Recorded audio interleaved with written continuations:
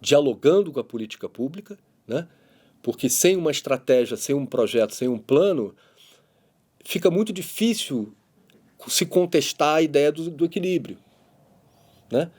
Porque se a matemática ela te cospe soluções tecnicamente perfeitas para os problemas da macroeconomia, se a gente for contestar isso, a gente tem que apresentar também uma solução com a mesma poder de convencimento. E o caminho disso é a gente olhar, né, a mesoeconomia e mostrar como que nem sempre as conclusões da macroeconomia se aplicam ou são benéficas para grandes porções do tecido econômico brasileiro.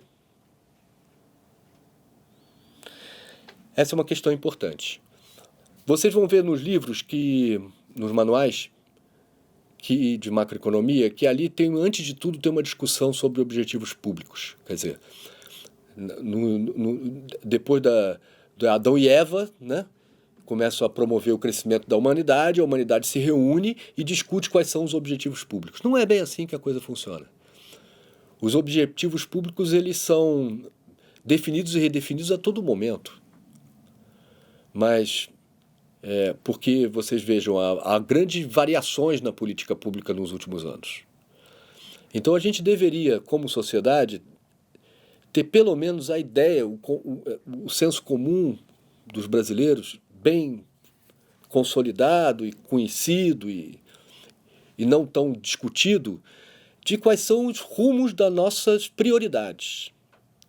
Então hoje eu me arriscaria a dizer, face ao desemprego e à baixa remuneração, que a nossa maior prioridade hoje para os brasileiros passa pela recuperação do emprego, da renda, né?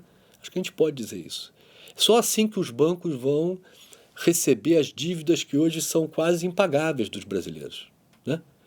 Vocês sabem que no ano de 2022 nós vamos ter um desembolso de 160 bilhões de reais do governo federal consolidado, extraordinários, dirigidos aos mais pobres.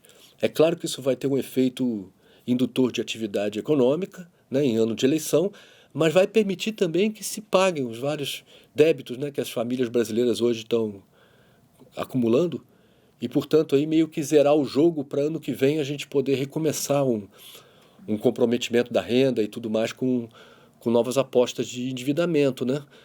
Daqui para trás, boa parte foi contraído devido à perda de empregos durante a pandemia.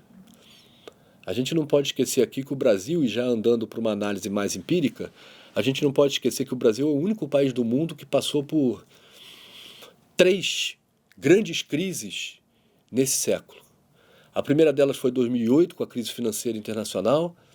Depois nós tivemos uma crise muito grande em 2014 para 2015, que desconstruiu economicamente o Brasil. E depois nós tivemos uma pandemia internacional que paralisou todos os sistemas industriais do mundo inteiro. Então, vocês percebam que quando a gente pensa em choques na macroeconomia, o Brasil tem sido sujeito a 3 grandes tsunamis. Um a mais do que o resto do mundo. E 2 deles muito recentes. Então é razoável a gente pensar que ao sofrer esse estrago, a economia brasileira ela oscile muito como resposta desse impacto planetário, que foram essas crises recentes.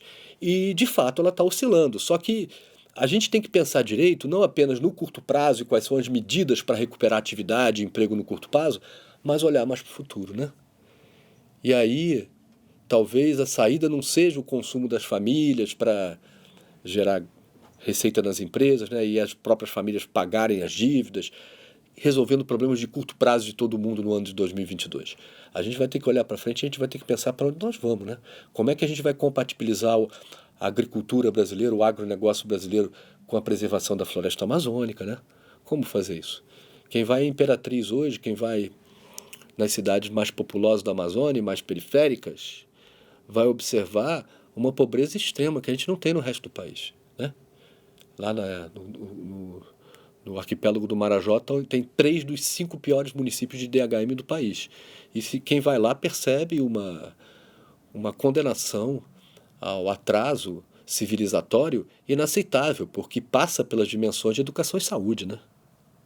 Então a gente não pode condenar porções do território brasileiro a situações de desigualdade, aceitando isso como parte de um processo de oscilação econômica que buscará o equilíbrio em breve, se ninguém fizer nada, espontaneamente, pelas mãos da mão invisível, seja lá onde ela estiver, dos mercados.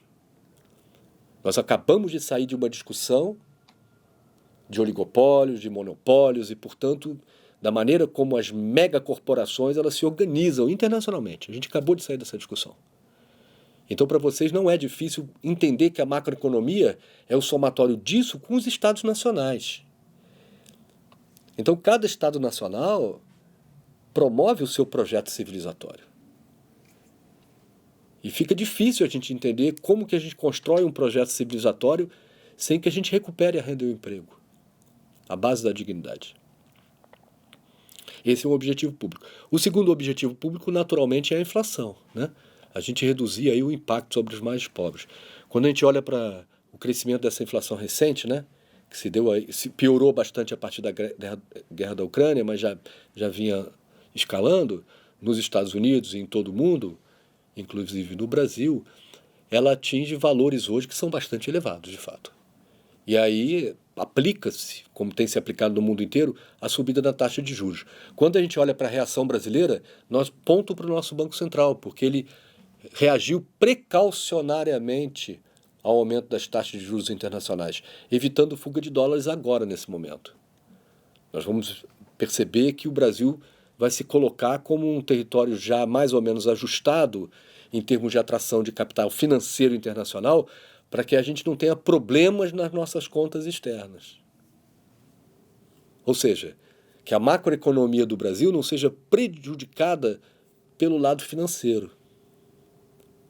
Então, até certo ponto, o combate à inflação ele já foi produzido. E quando a gente deixa o dólar mais ou menos comportado, historicamente, a inflação acaba ficando comportada. O petróleo e o dólar estando estabilizados, a inflação no Brasil fica estabilizada também.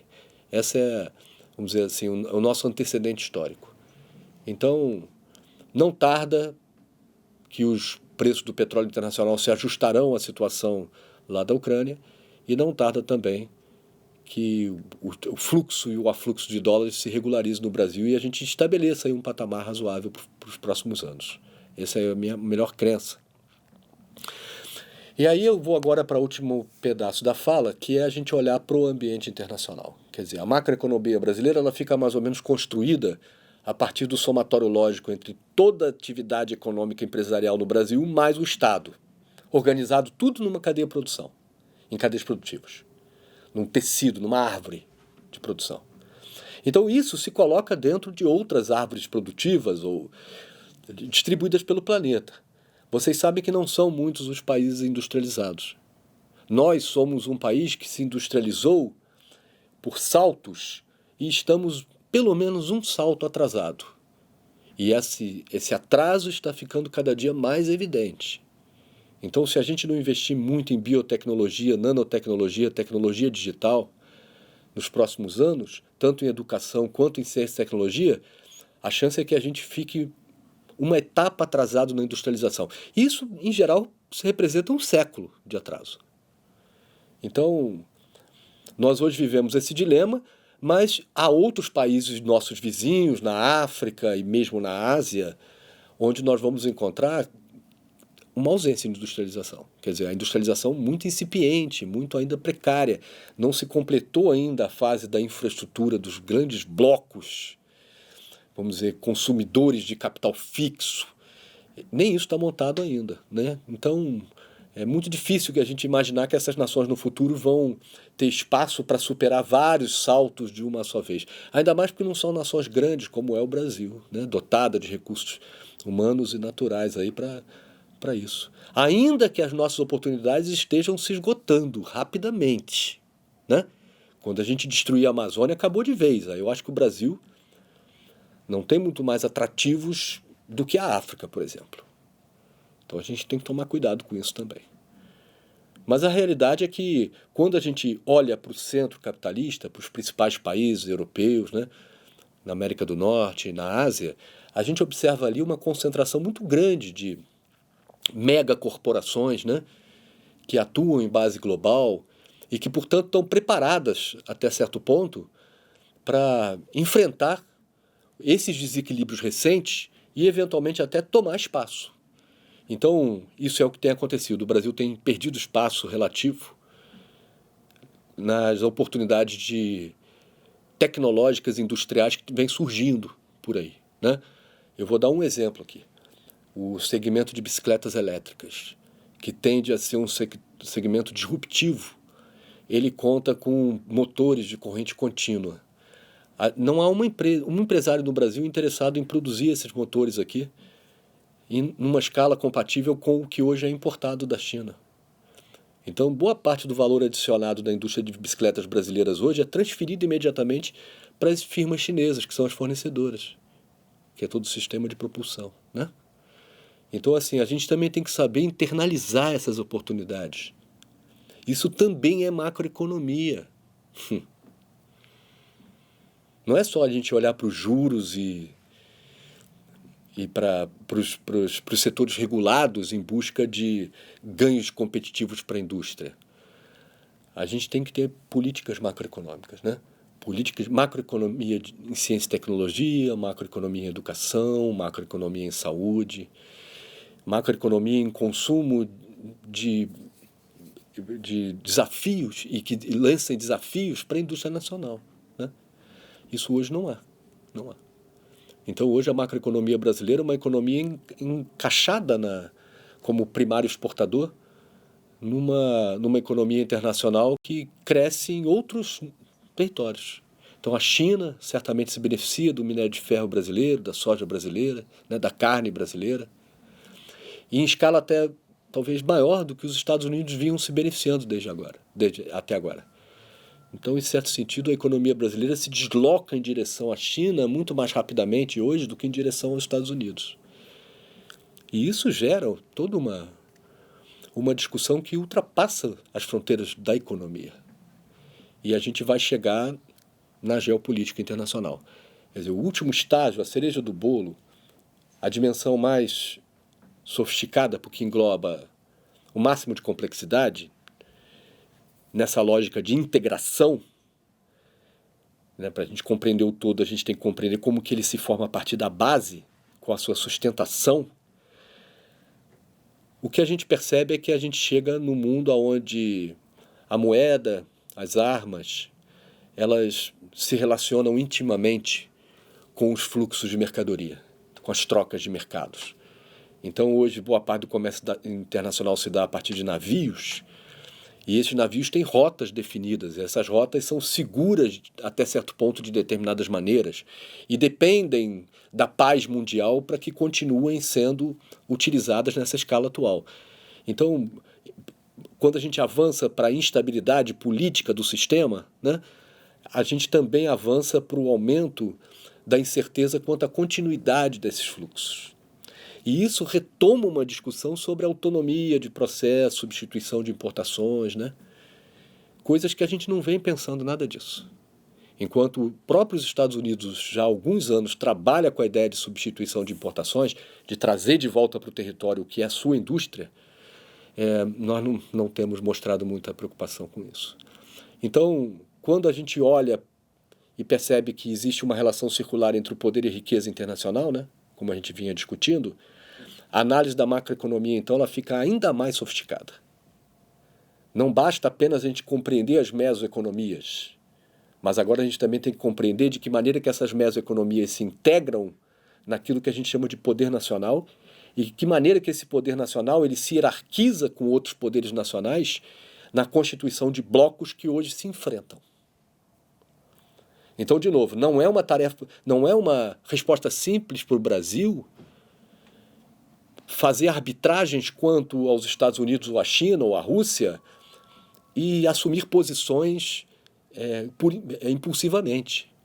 A gente deve negociar como nação, como macroeconomia brasileira, a gente deve negociar passo a passo, cada um desses movimentos, sempre de maneira muito conservadora, como tem sido a tradição da nossa diplomacia internacional, né?